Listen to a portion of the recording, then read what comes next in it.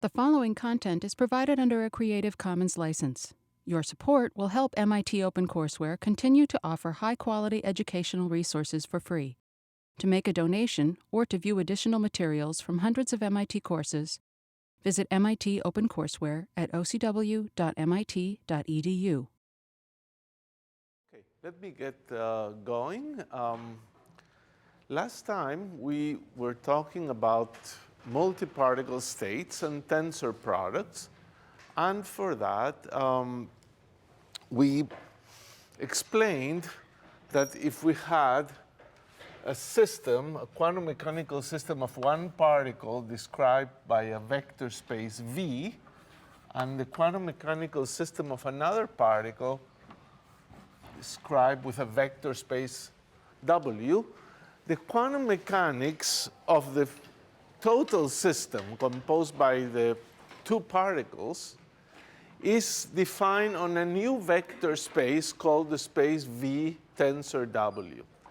And that was a construction that showed that in particular it was not true to say that, oh, if you want to know this system of particle 1 and 2, you just tell me what state particle 1 is and what state particle 2 is, and that's the end of the story. No, the story is really more sophisticated than that. So the typical elements on this space, elements, were of the form Aij Vi cross Wj. And it's a sum over I and j, numbers times these vectors. So you pick a vector on the first vector space, a vector in the second vector space, you put them in here and take linear combinations of them. So that's the general state in the system. Now we said a few things about this. One thing I didn't say too much about was the issue of the vector 0 in this tensor space. And well, vector 0 is some element of any vector space, an important element. And we could get a little confused about how it looks. And here is, for example, the element, the vector 0 in V cross W. An example of the vector 0 is the vector 0 tensor Wi. If you put in the first input the vector 0, that's it. That is also the vector 0 in here. Vi tensor, the vector 0 in W, here is 0 in W, here is 0 in V. This is also 0. It's maybe a little surprising. Now, how do we see that? Well, we had a property, for example, this one, AV tensor W is equal to A V tensor W, where A is a number. So pick A equals 0. Well, 0 times any vector is the 0 vector, 0 cross W. But 0 times any vector is also the vector 0. So this is the 0 in V cross W. So 0 cross W is the vector 0. There's once you put 0 on one of the two inputs, you're there. You're at 0. You don't have more. So that's just a comment on the vector 0. Now, we did a few things, and one thing I didn't do last time was to define an inner product on the new vector space. So let's define a way to get numbers from one vector in the tensor space and another vector in the tensor space. So inner product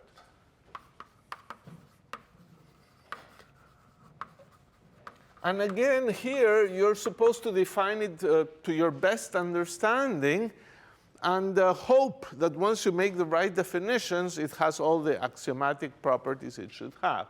So let me take the following thing. The inner product of this thing, Aij Vi omega j with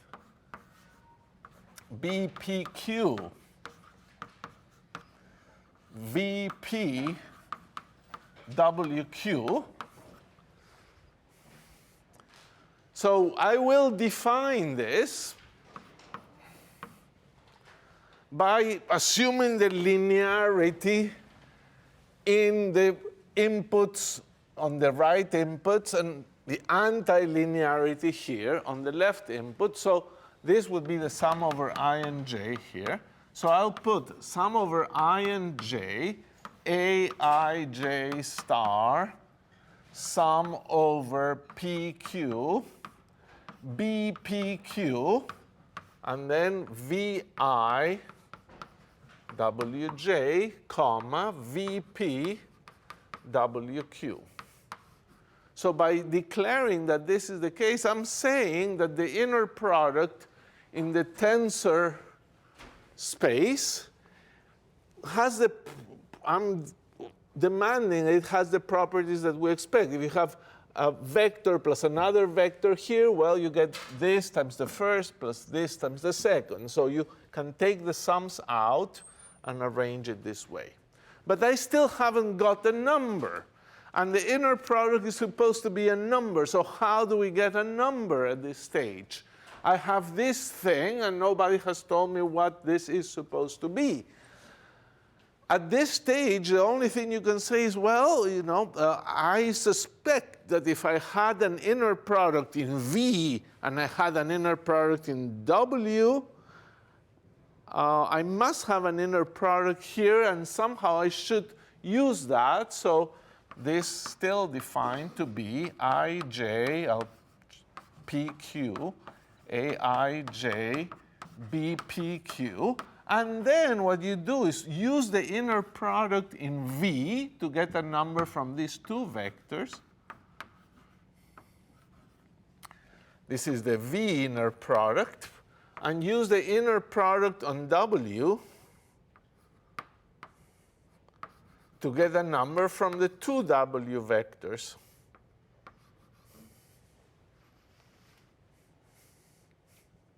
And that's it, the end of the definition. Now here, maybe this is the sort of most interesting step, where this part was set equal to this.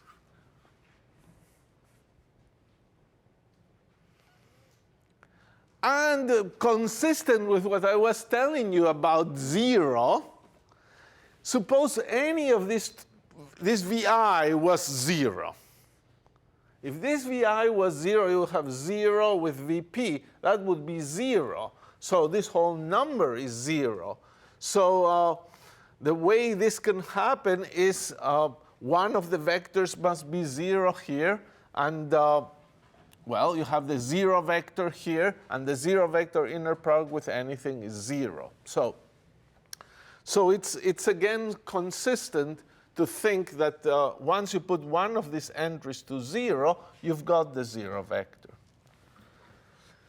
So so where are we going today?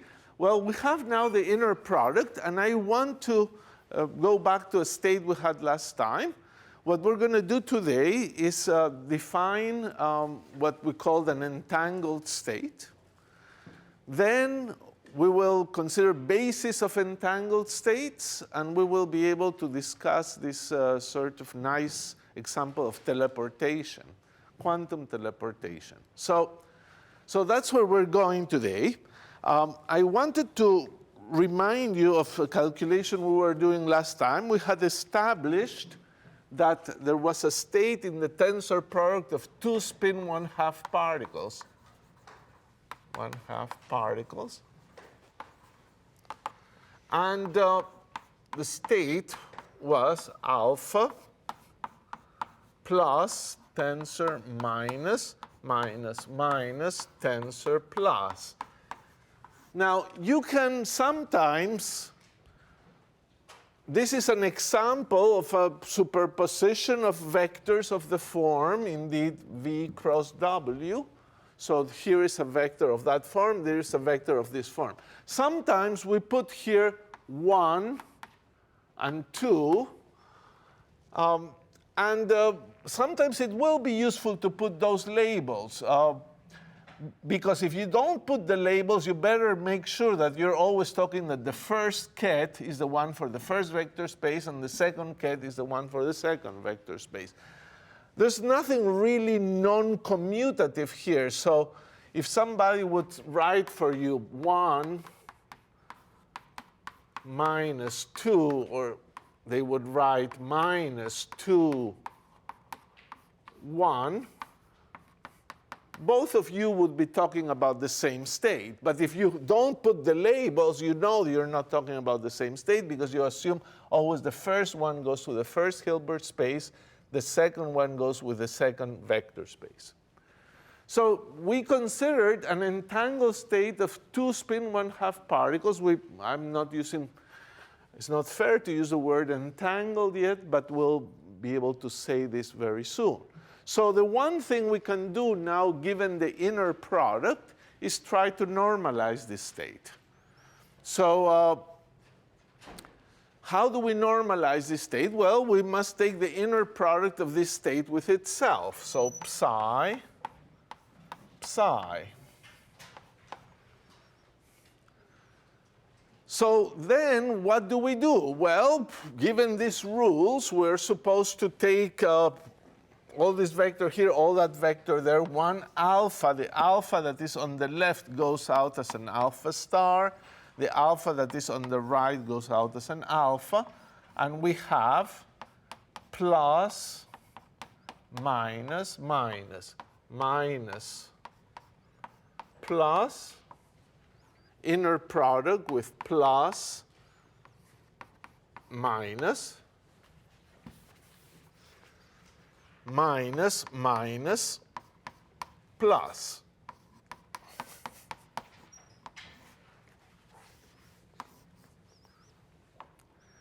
Now, this is easier than what it seems from what I'm writing. You will be able to do these things, I think, or you can already maybe do them by inspection. Basically, at this stage, you have to do each one with each one here. And let's see what we get. Well, what is the inner product of this with this? This works because the inner product of plus with plus is 1, and minus with minus is 1. This, on the other hand, doesn't give any contribution because the first one is a plus, has 0 inner product with a minus. The minus has 0 with a plus. That doesn't matter. It's an overkill. So this one couples with this, and this one couples with that. Another way people would do this is to say, oh, don't worry, just take the bra here, so it's plus, minus. Here is 1. I'll put the labels, 2, minus. The bra of the minus is the minus like that, 1, plus 2. And now you do this with this ket, the plus, minus 1, 2, minus the minus, plus 1, 2. And bras and kets, you know that this one goes with this one, plus, plus, minus, minus. This one goes with this one. And here I put the labels because when I form the bra, it's not obvious which one you would put first, but it doesn't really matter. So back here, we have a norm of alpha squared. And this with this is 1. And minus this 1 is another 1. So this is 2 alpha squared. So if I want it to be normalized, I take alpha 1 over square root of 2, and this is the well-normalized state.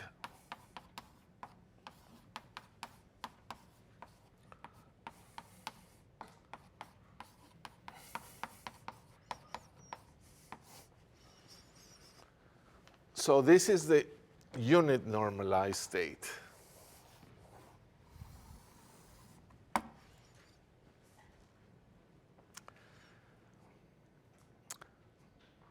So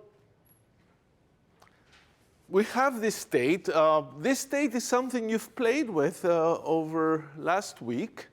Is that state that we started verifying in lecture that had 0 z component of angular momentum, 0 x component of angular momentum, and 0 y component of angular momentum, total angular momentum, as we defined it. And this has stayed with absolutely no angular momentum.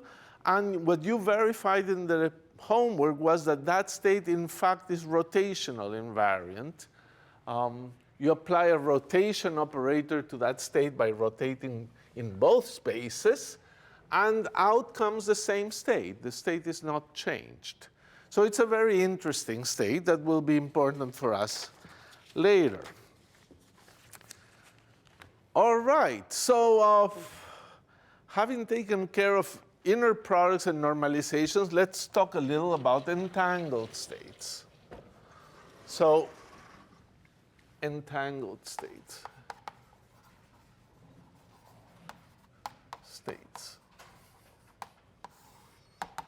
So these are precisely those states in which you cannot say or describe them by saying particle 1 is doing this and particle 2 is doing that. You've learned that V cross W includes as states superpositions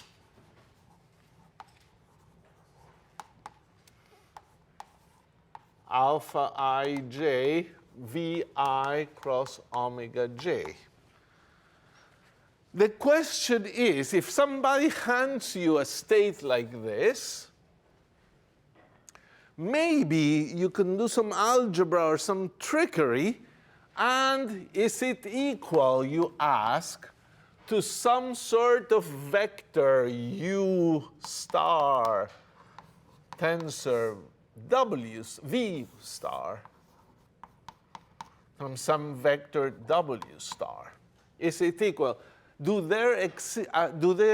Is there vectors V star and omega star belonging to V and belonging to W in such a way that this thing, this sum, can be written as a product of something and that?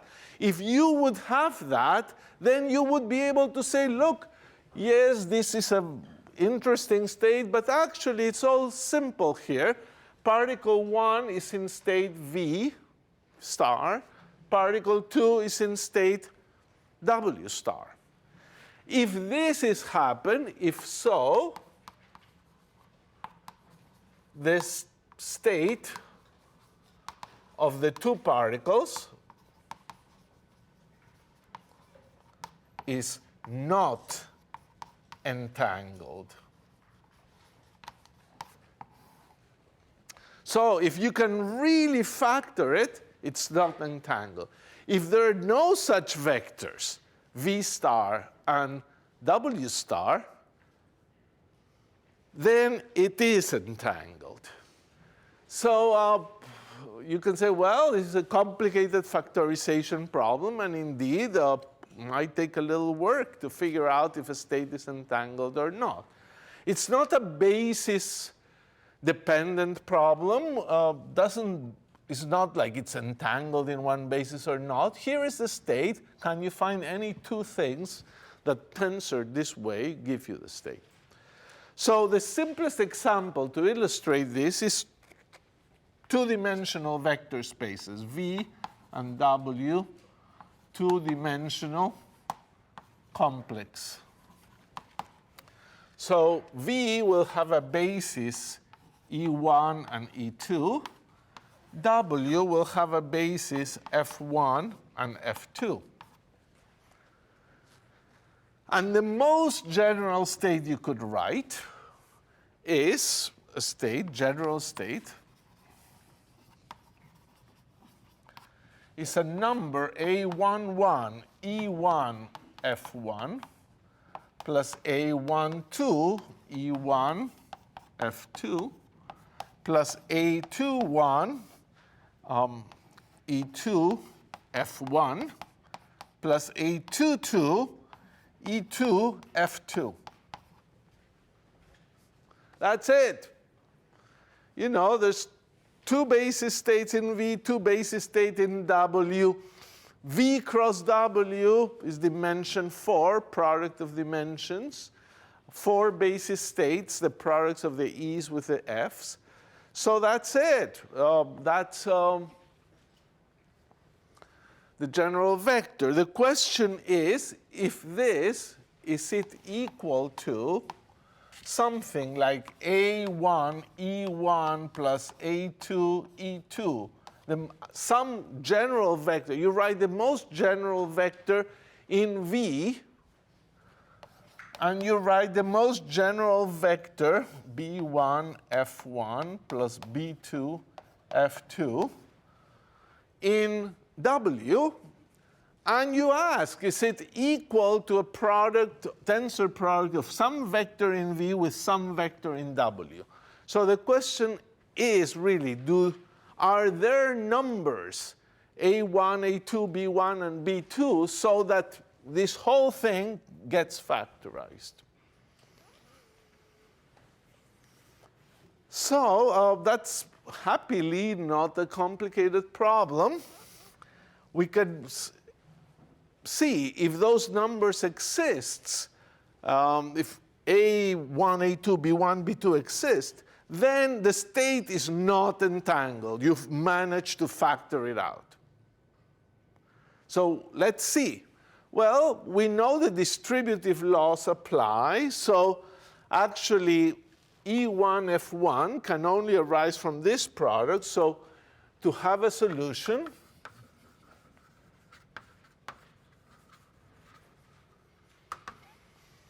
you must have that A11 is equal to A1B1.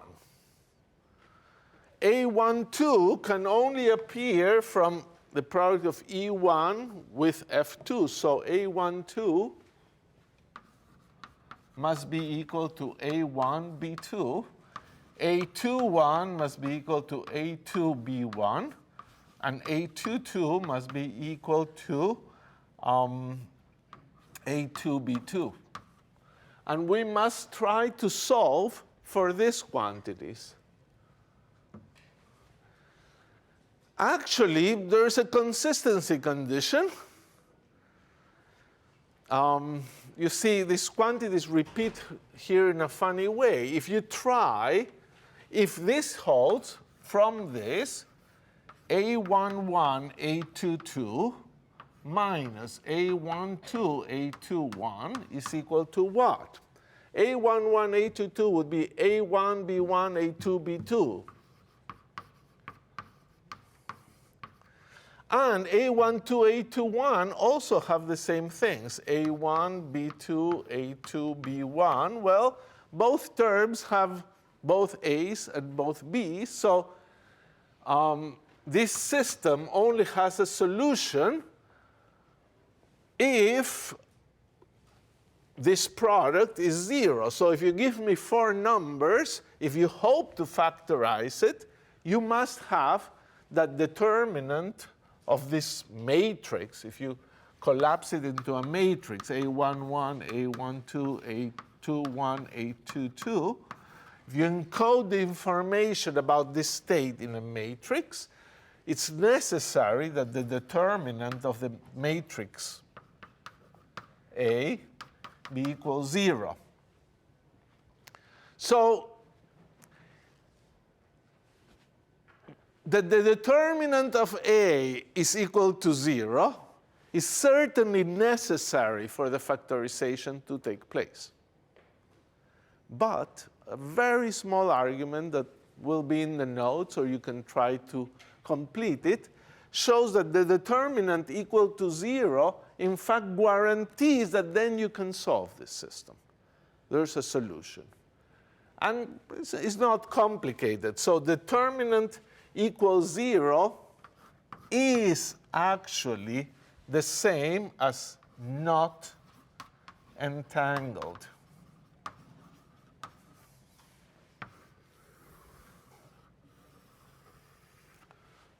We've done not entangled, so there's a solution, implies determinant A equals 0, but determinant of A equals 0 also implies not entangled. You do that by solving this. Let's not spend time doing that. The basic way to do it is to assume, consider, say, A11 equals 0 and solve it, then A11 different from 0, and then you can show that you can choose these quantities.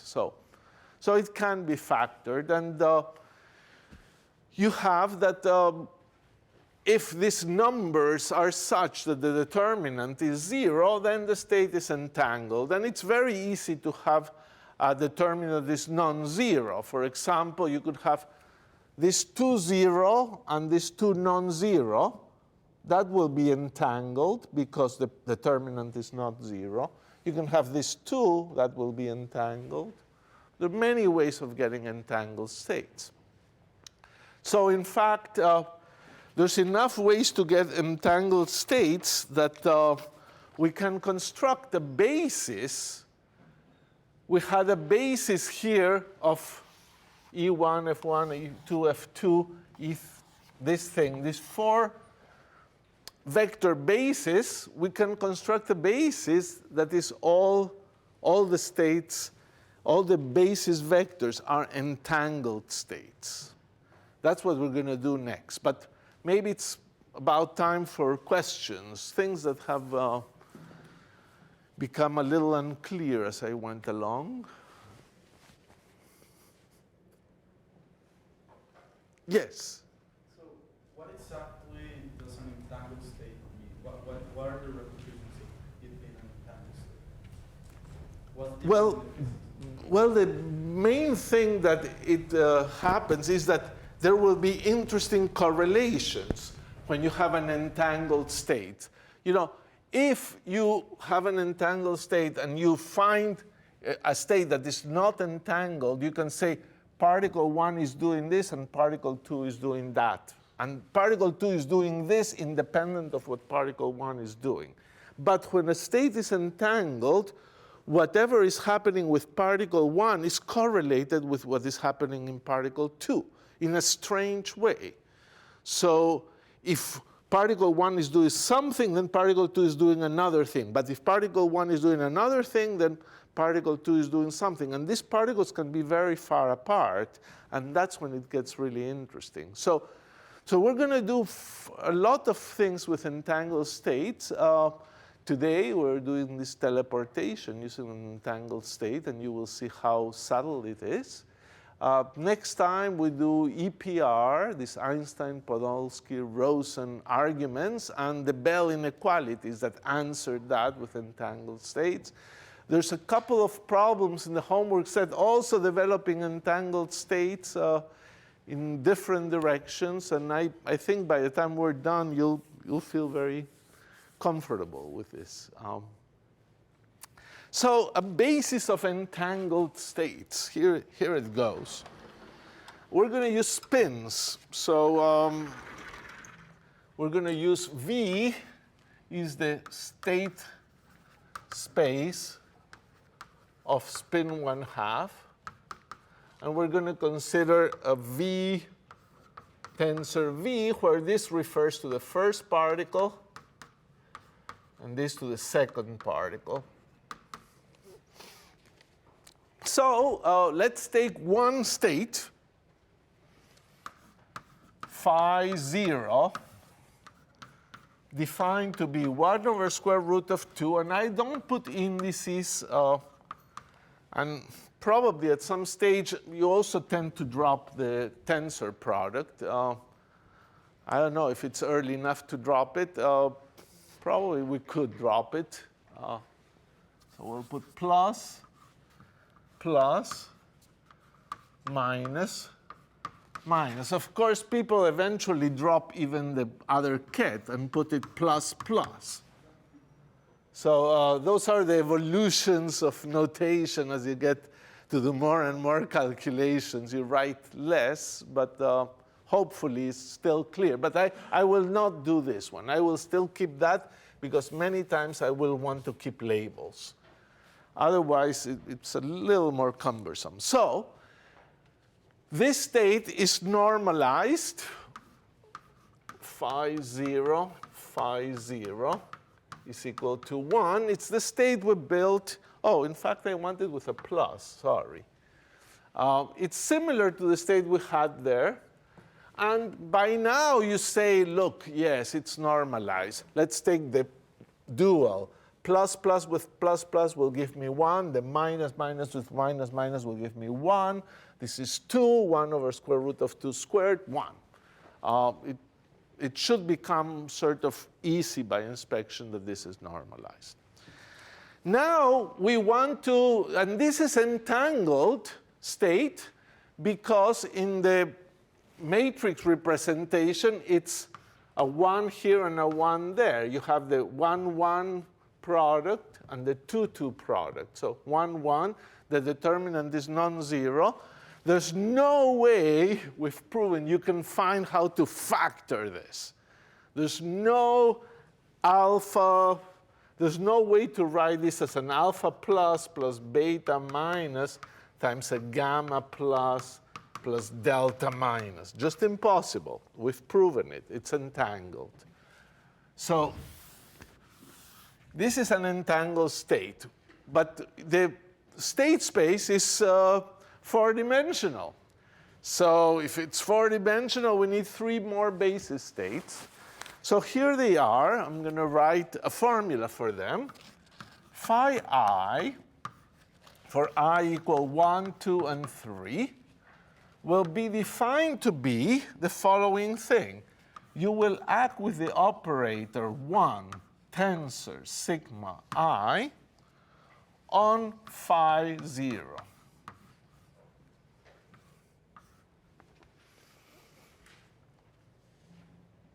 So 3 ways of doing it. So let's do 1, for example, phi 1. What is it? Well, you would have 1 times sigma 1, 1 times sigma 1 acting on the state phi 0, which is 1 over square root of 2, plus, plus, plus, minus, minus. Well, the 1 acts on the first ket, the sigma acts on the second ket. So what do we get here? 1 over square root of 2, let me go a little slow, plus sigma 1 plus minus sigma 1 minus. And this is phi 1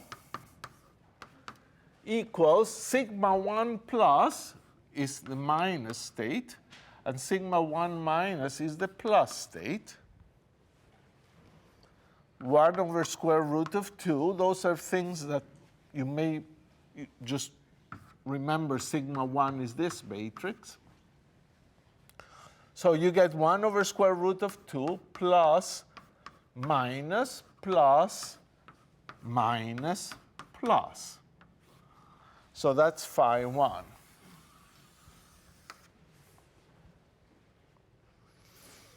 And phi 1 is orthogonal to phi 0.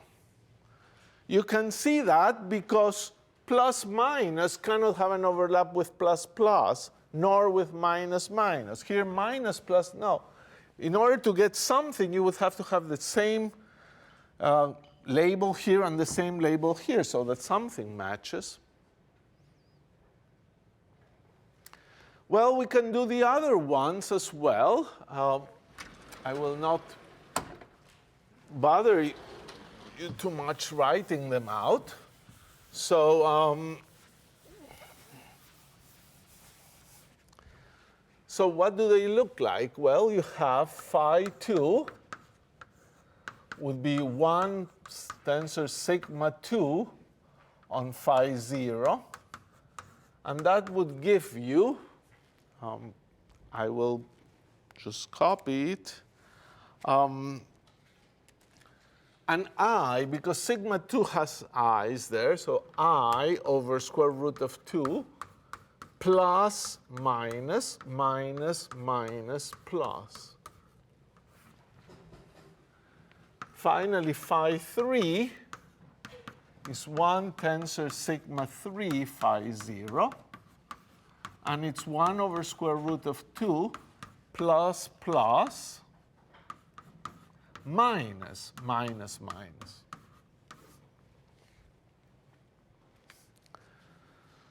OK, we got the states here. Let's just check their orthonormal. Well, here is one thing. If you take phi 0 with 1 tensor sigma I phi 0, which is phi 0 with phi I, well, this is 0. And you could say, well, how do you know? How do you prove it easily? Well, I think the best way is just inspection. So let's look at that. Phi 1, we said, is orthogonal to phi 0 because it has plus minus and minus plus, and that can never do anything with that. Phi 2 also has plus minuses and minus pluses, so it can never have anything to do with phi 0. The only one that has a chance to have an inner product with phi 0 is phi 3, because it has a plus plus and a minus minus. On the other hand, when you flip them, this term with the plus plus of phi 0 will give you 1, but here's a difference of sign. So this with the second term of phi 0, 0, will give you a minus, and therefore it will be 0. So these things are all 0 by inspection. You don't really have to do a calculation there. The one that takes a little more work is to try to understand what is the inner product of phi I with phi j. Now, you could say, OK, I'm going to do them by inspection. After all, there's just 3 things to check, or no, 1, 2, 3, 4, 5, 6 things to check. But let's just do it a little more intelligently. Let's try to calculate this by saying, well, this is phi 0.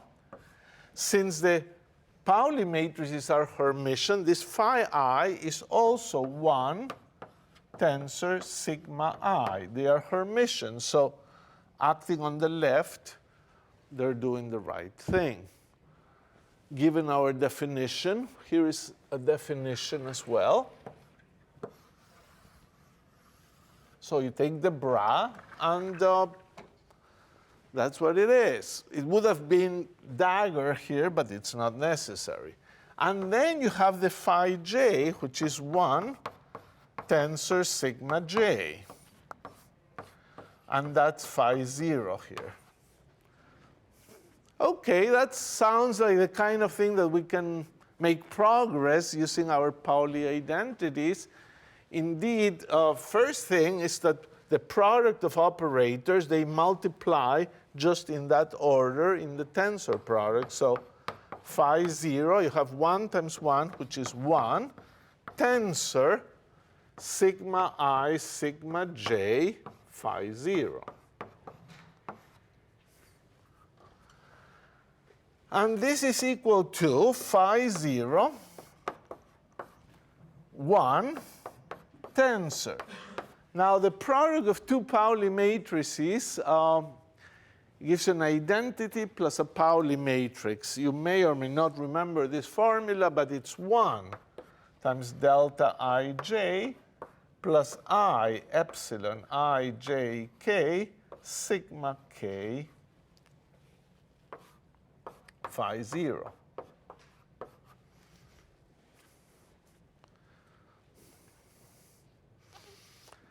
Now, what do we get? Look, the second term has a sigma k on phi 0. So it's some number with a psi k here. While the first term is very simple, what do we get from the first term? From the first term, we get, well, one tensor 1 between any two things is nothing, because the one acting on things and the one acting on another thing is 0. So the unit operator in the tensor product is 1 tensor 1. That's nothing whatsoever. So what do you get here? Delta ij times phi 0, phi 0, plus I epsilon I j k phi 0 phi k. But that is 0. We already showed that any phi I with phi 0 is 0. And this is 1. So what have we learned? That this whole thing is delta ij. And therefore, the basis is orthonormal. So we've got a basis of orthonormal states in the tensor product of two spin 1/2 particles. And the nice thing about this basis is that all of these basis states are entangled states. They're entangled because they fill different parts of the matrix. Here you have 1 and 1 and minus 1 here. This would be an plus minus would be an I here and a minus I there. The determinants are non-zero for all of them, and therefore they can't be factored, and therefore they're entangled. So as a last thing I want to do with this is to record a formula for you, which is the formula of the basis states in the conventional way written as superposition of entangled states. So, for example, you say, OK, what is plus plus? Well, plus plus, look in there. How would you solve it? You would solve it from phi 0 and phi 3. You would take the sum so that the minus minus states cancel. Phi 0 and phi 3. And therefore, this state must be 1 over square root of 2 phi 0 plus phi 3. A useful relation. Then we have plus minus. Then we have minus plus. And finally, minus minus. Well, minus minus would be done by 1 over square root of 2 phi 0 minus phi 3.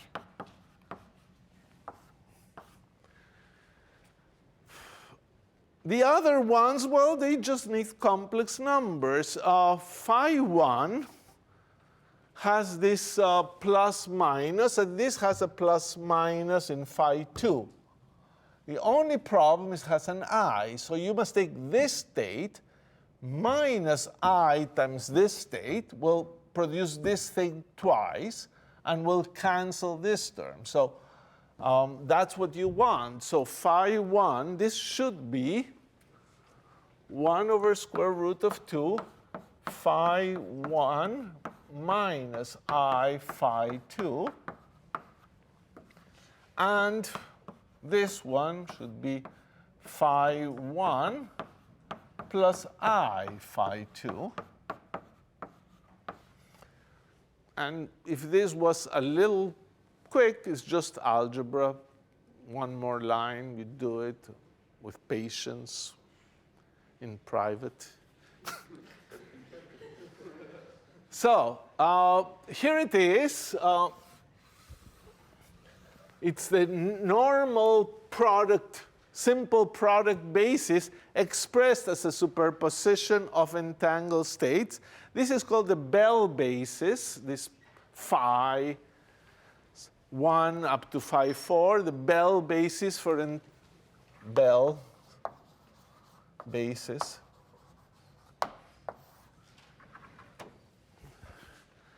And now I have to say a couple more things, and we're on our way to begin the teleportation thing. Are there questions? Any questions about the Bell basis or basis we've introduced, or any confusion, errors in the Blackboard?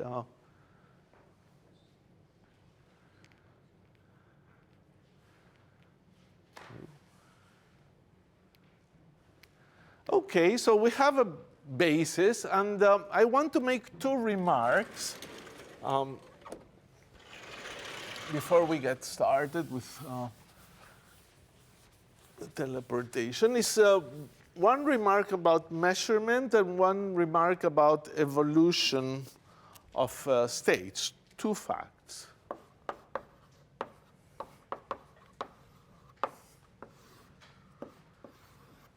The first fact has to do with measurement in orthonormal basis. If you have an orthonormal basis, one of the postulate of measurement of quantum mechanics can be stated as saying that you can do an experiment in which you find the probability of your state being along any of these basis states of the orthonormal basis. So you can do an experiment to detect in which of the basis state the state is. Now, the state, of course, is in a superposition of basis states, but it will collapse into one of them with some probability. So the Stern-Gerlach experiment was an example in which you pick two basis states, orthogonal, and there was a device that allowed you to collapse the state into one or the other. So this is a little more general, not just for two-state systems. If there would be a particle with three states, well, orthonormal states, then there is in principle an operator in quantum mechanics that allows you to measure which of these basis states you go into. So let me state this as saying, given an orthonormal basis, or normal basis, E1 up to En, we can measure,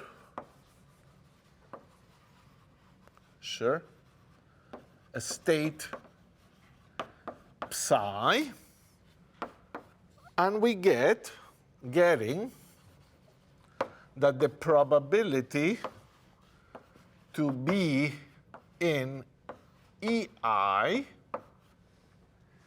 is, as you know, EI overlap with the state squared.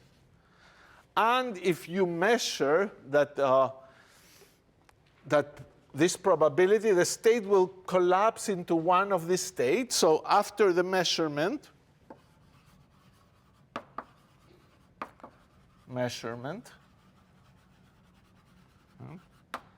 the state goes into some EK. Now, there are different probabilities to be in each one of those basis states, but the particle will choose one. Now, the other thing I want to mention is that a fact that has seemed always sort of a gift, that the Pauli matrices are not only Hermitian, but they square to 1, and therefore they're also unitary. So the Pauli matrices are unitary. So actually, they can be realized as time evolution. So you have a state, and you want to multiply it by sigma 1. You say, OK, well, that's a very mathematical thing.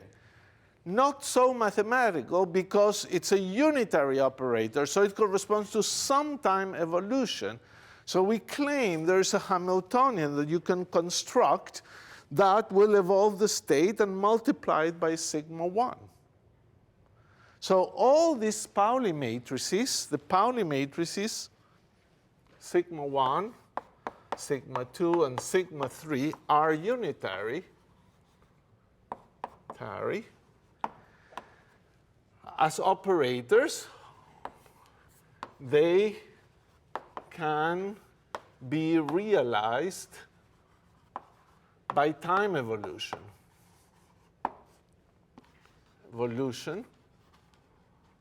With a suitable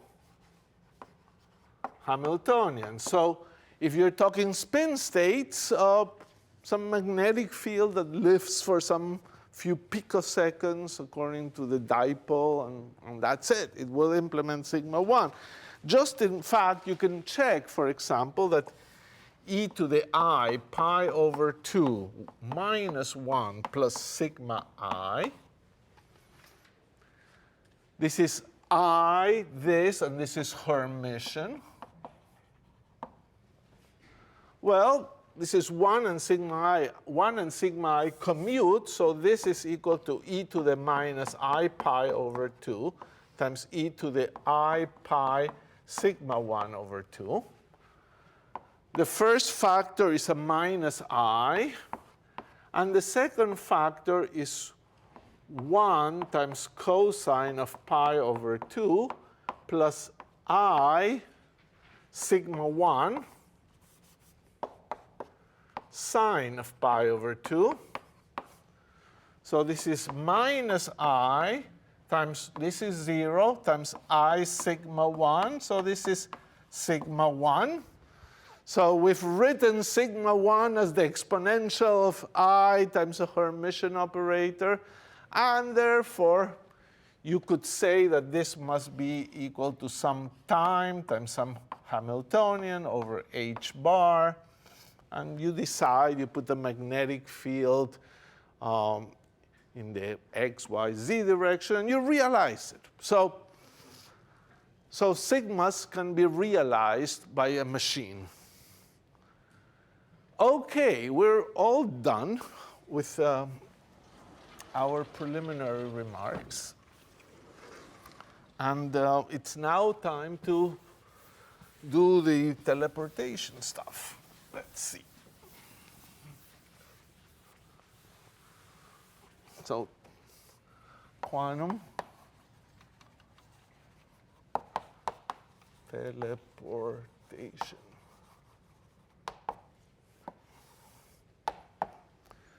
All right, so we all know this teleportation is the stuff of science fiction and movies and kind of stuff like that. And it's pretty much something that was classically essentially impossible. You have an object, you sort of dematerialize it and create it somewhere else.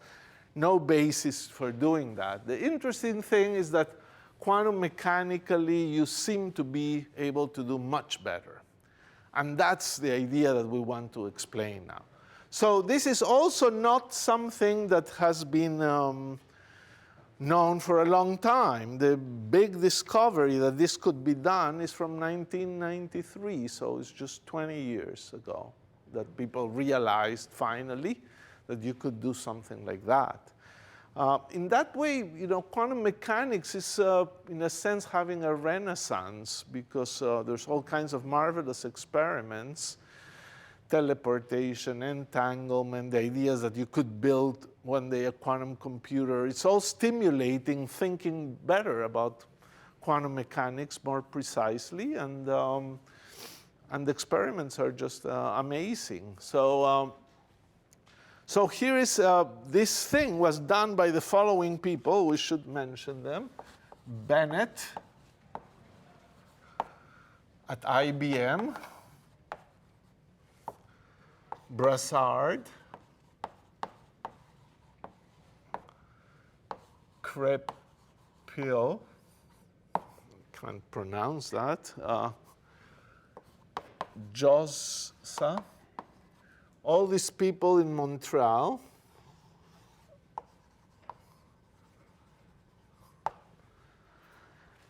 Perez at Technion. And Wooders at Williams College.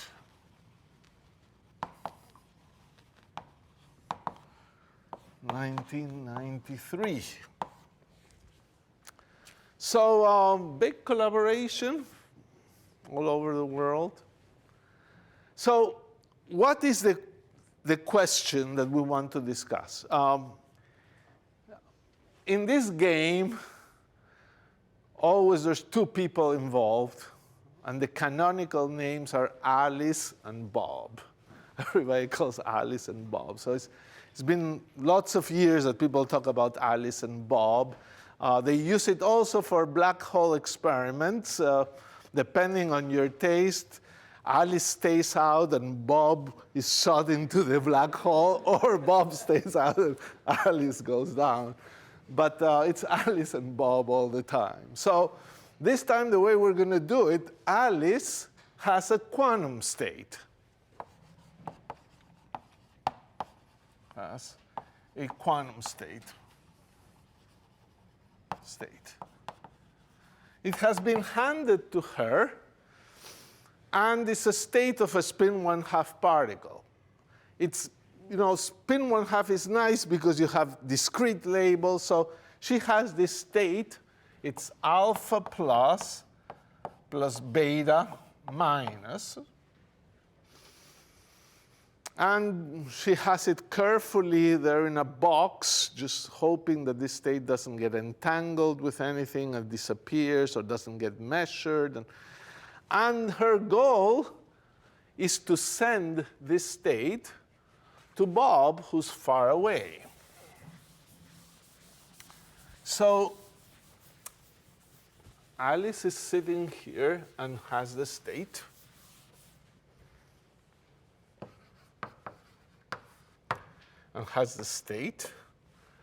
And Bob is sitting somewhere here and has no state. And she wants to send this state. This is the state to be teleported. Now, there's a couple of things you could try to do before even trying to teleport this. Why teleport it? Why don't you create a copy of this state and just put it in FedEx and send it to Bob, and he gets it? The problem is that there's something in quantum mechanics, something called no cloning, that you can't create a copy of a state, actually, with a quantum mechanical process. It's really a funny thing. You've got a qubit. This is called a qubit, a quantum bit. Bit is something that can be 0 or 1. Quantum, it can be two things. So instead of calling it a spin state, sometimes people call it a qubit. But for us, it's a spin state. It has two numbers. And there's no cloning. We will not discuss it here. It's a nice topic for recitation. It's a simple matter. You can't make a copy. So given that you can't make a copy, let's avoid that idea. Save ourselves $15 of FedEx, and just try to do something else. So the one thing Alice could do is that she could say, all right, well, here is alpha and beta. Let me measure the state, find alpha and beta, and then I'll send that information to Bob. Okay. But she has one copy of the state. How is she going to measure alpha and beta with one copy of the state? She puts it through a Stern-Gerlach experiment, and the particle comes out the plus side. Now what? The probability that it went to the plus, you got some information about alpha squared? Not even, because you just did the experiment once, and your qubit is gone. So Alice actually can't figure out alpha and beta. So if she's handed the qubit, she better not measure it, because if she measures it, she destroys the state, goes into a plus or a minus, and it's all over. Yeah. The state is gone before she could do anything. So that doesn't work either. Now, there's the third option. Maybe Alice cannot talk to Bob, and Alice created that state with some Hamiltonian, and she knows, because she created it, what alpha and beta is.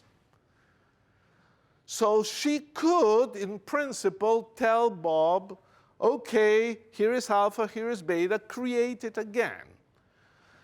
That would be a fine strategy, but actually there's even plausibly a problem with that, because maybe she knows this state, but alpha is a number and is 0.537822106, never ends, doesn't repeat, and she has to send that infinite string of information to Bob, which is not a good idea either. She's not going to manage to send the right state. So these are things we speculate about because it's a natural thing to wonder. So what we're going to try to do is somehow produce an experiment in which she'll take this state, get it in, and somehow Bob is going to create that state on his other side. That's the teleportation thing that we try to do. So let's do a little diagram of how we're going to do this. So here is going to be the state that is to be teleported. We'll call it the state C.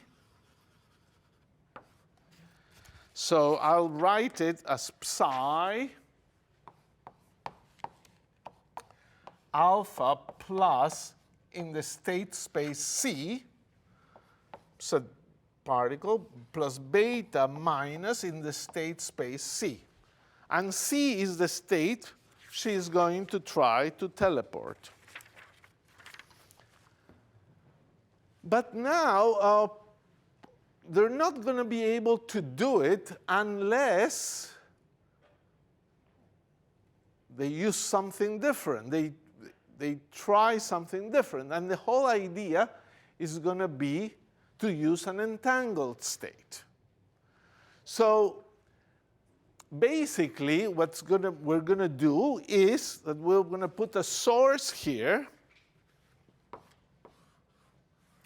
entangled state source. And we're going to produce an entangled state of two particles. And one particle is going to be given to A, to Alice. And one particle is going to be given to Bob. So particle B for Bob is going to be given to Bob. And particle A is going to be given to Alice. And this is an entangled pair.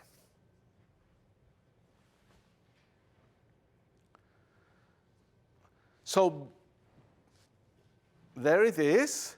Now what's going to happen? What are we going to do? Entanglement really correlates what goes here with what goes in there. Now, entanglement happens instantaneously, and we can discuss this. You have no way of sending information through entanglement in general. There's no such thing as learning something about A when B does a measurement, learning anything non-trivial about A. So the entangled state is there, and that's what we're going to try to use in order to do the teleporting. Now, morally speaking, suppose I wanted to teleport myself from one place in this room to another. What I would have to do is create an enormous reservoir of entangled states. So here's my generator, and I create billions of entangled pairs, and I put them all here, all the ones here, and all the corresponding pairs over there. And then I sort of, somebody takes me and these billions of entangled pairs, one side of the pair, and does a measurement in which every atom or every quantum state in my body is measured with some entangled state. They done the measurement, and boom, I reappear on the other side. That's what's going to happen. So we're going to do this. We're going to have this state, and then we're going to do a measurement between this state and this state. Alice is going to do a measurement. That's going to force this particle to actually pretty much become the state you wanted to teleport. So that's the goal. So let me say a couple more things. Alice will have to send some information, actually, because she's going to have to do a measurement. And she has a console with 4 lights, 0, 1, 2, and 3. 4 lights. And when she will do her measurement, one of the lights will blink. And she will have to tell Bob which one blinked. So she will have to send a number, an information of 2 bits, because with 2 bits you can represent any of 4 numbers, binary code. So she will send the information of which clicked.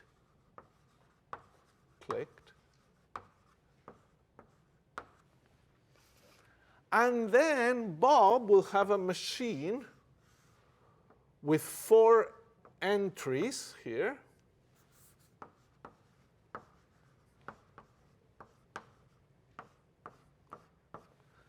And according to the information that he gets, he will make this state go through one of those machines, the 0, the 1, the 2, or the 3. So he will push B into one of them, and out, we claim, will come this teleported state.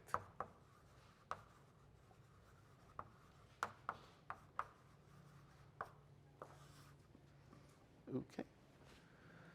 So that's the setup. You have to get a feel for the setup. So are there questions on what we're doing? Yes? So after teleportation, we have some kind of clone state? No. After the replication, this state will be destroyed beyond repair, as you will see. So there will not be a copy created by this procedure. You destroy. It's really what teleportation was supposed to be. Not to create another copy of you there, but take you there, destroy you here, and recreate you there. So no other copy.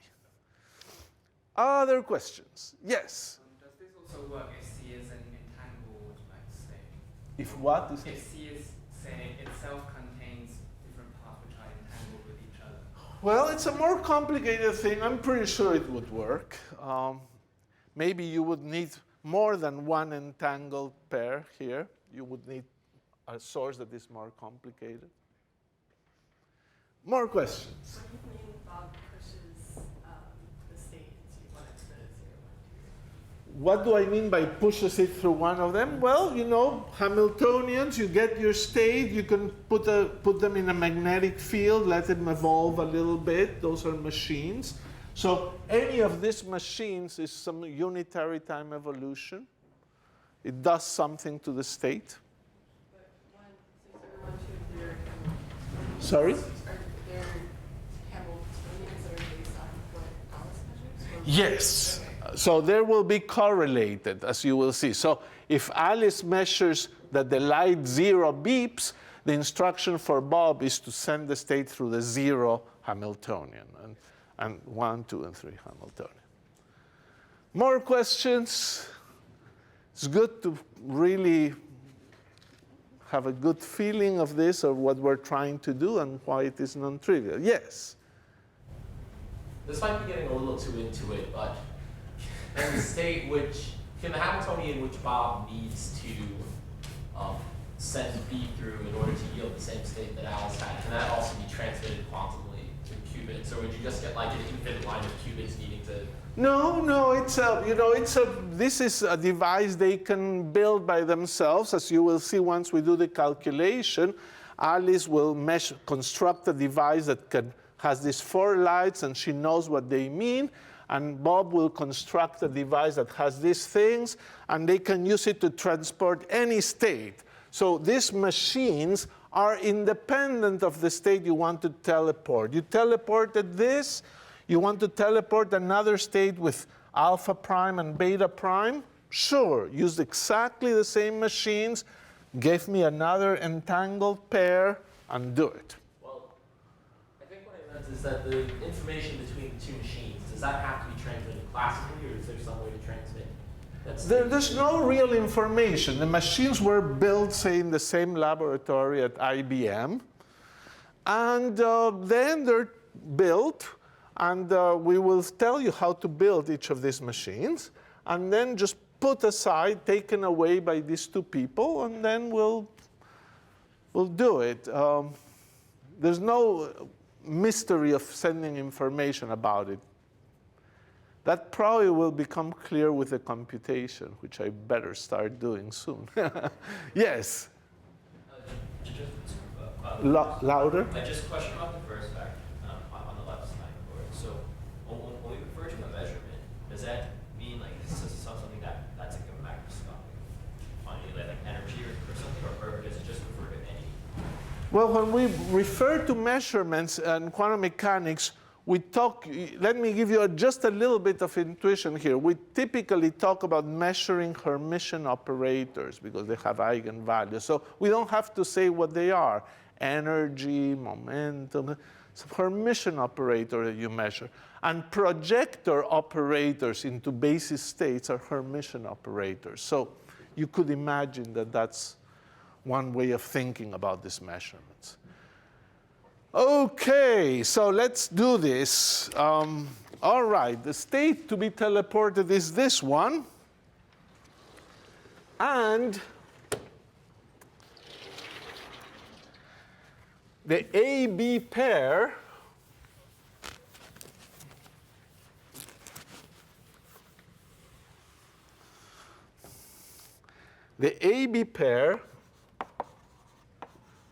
is an entangled state, so it will be one of the Bell states, phi 0 AB, 1 over square root of 2, plus A plus B plus minus A minus B. So this is the state they share. Of course, Alice only has a handle on particle A, and Bob only has a handle on particle B. Nevertheless, the state is entangled, even though this could be 200 kilometers apart. So the total state, well, we've been tensoring 2 things. Well, tensoring 3 is 3 particles, so I don't think you will be too unhappy to just tensor the whole thing. So phi 0 AB tensor alpha plus C plus beta minus C.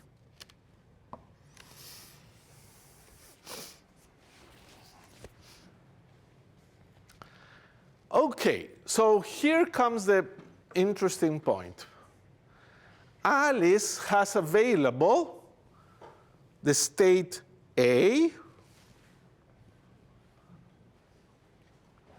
the particle A is not a state A because A is a funny thing, it's entangled, but it has the particle A available and it has the particle C available. So Alice is going to do a measurement, And it's going to be a sneaky measurement. It's going to use a basis. Since she has two particles, she can choose a basis of two particle states. Any orthonormal basis will do by idea that we can measure with any orthonormal basis. So what she's going to try to do is use the Bell basis for A and C. So let's try to think of what that means. That requires a small calculation here.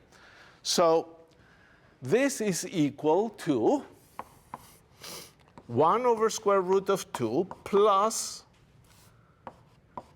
so I anticipated this. It will become clear in a second what that measurement means. Plus minus A minus B, tensor alpha plus beta minus C. So I just wrote what this is. Okay. Some algebra. This is the total state, psi total. Let's multiply these things out. And I will keep the labels all the time because I don't want there to be any confusion about what's happening. So what do we get first? Alpha multiplying plus of A. I should write in plus of B, but the order doesn't really matter if I keep the label. So I'll put plus of C times plus of B.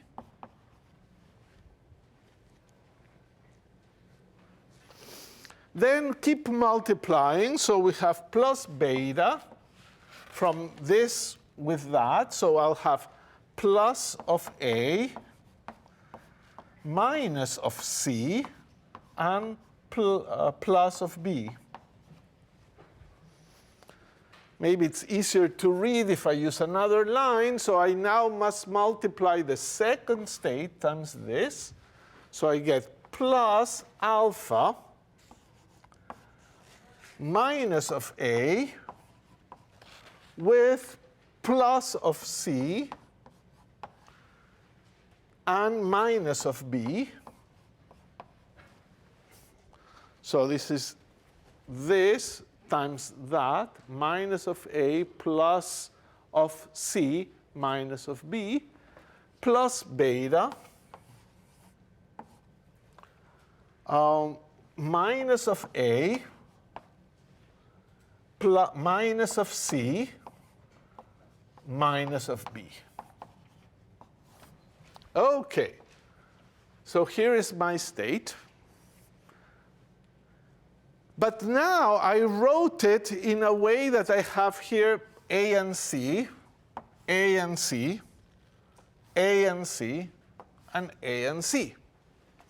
So I could decide to measure in this basis. This is an orthonormal basis for A and C. But it's not a very smart basis because it's not entangled. So let's go to the entangled basis. So let's rewrite this state, this total state. Nothing has been done yet to the state. We're just mathematically rewriting it, nothing else. We have this, this, this, and that. And I want you now to use these formulas to do this. So I'll do this on this blackboard. We'll have to erase those important names, but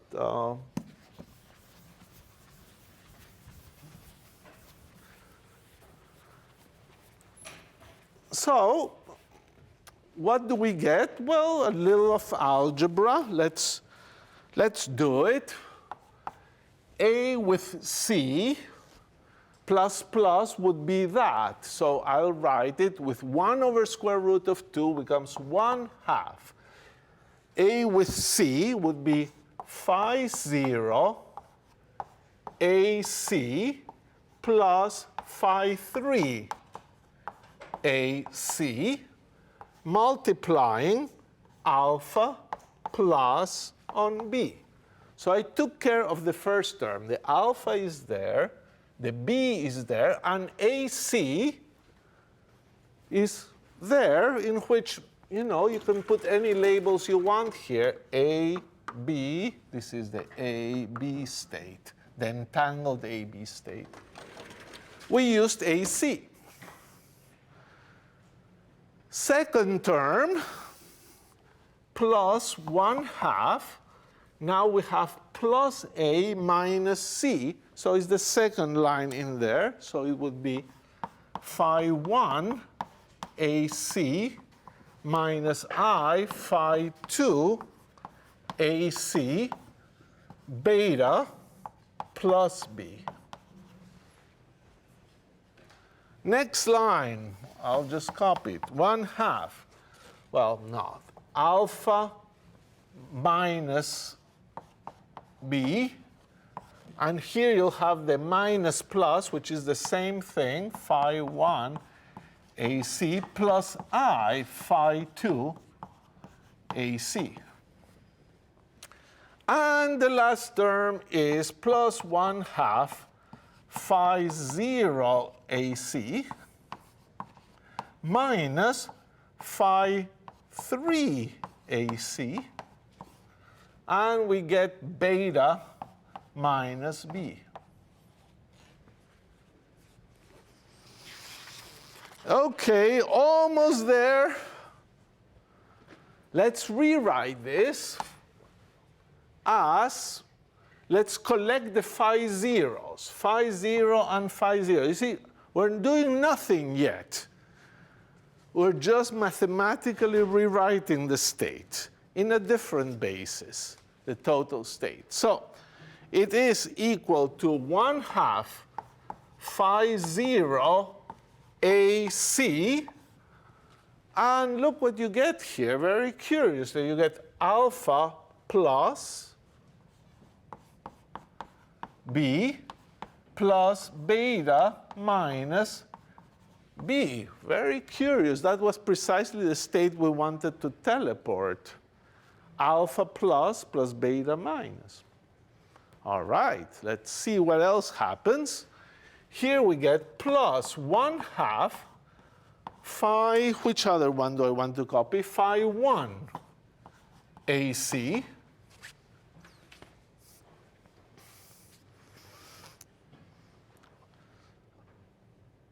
You see, this is the state we wanted to teleport. It's here. And it sort of has appeared in the B space. Phi 1 AC, well, this time I have this term and this term, so actually it seems a little different. Now we get beta plus B plus alpha minus B. Then we go to the next, 1/2 of phi 2 AC. So phi 2 is here. So you get I alpha minus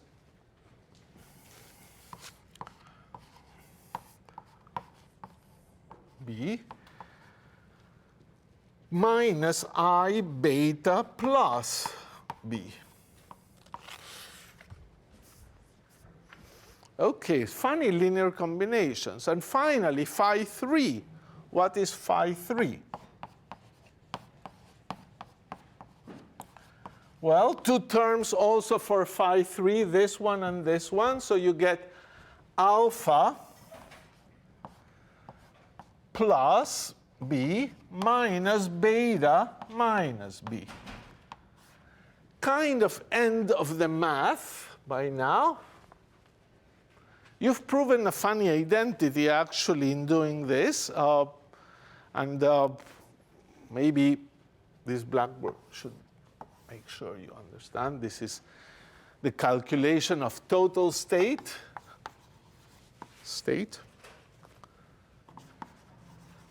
And here we go. So let me show you one thing. This is actually the state we wanted. So this will be called psi in the B basis.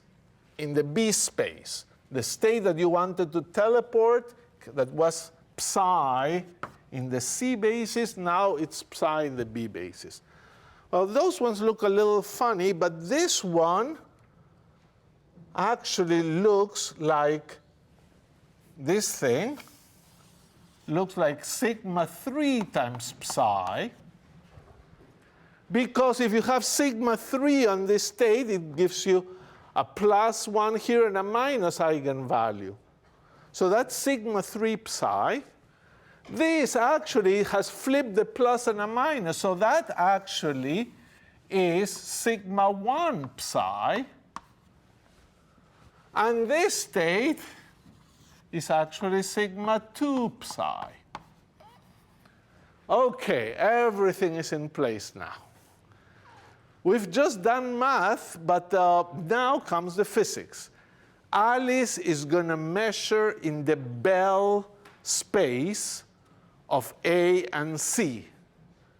So these are the 4 basis states. So she's going to measure in one of these basis states. And as she measures, she falls in the wave function of her collapses into one of them. So when she gets the 0 basis state, this light blinks. If doing the measurement on AC, because she has both particles A and C, she gets this basis state, recall the postulate of measurement, light 1 blinks.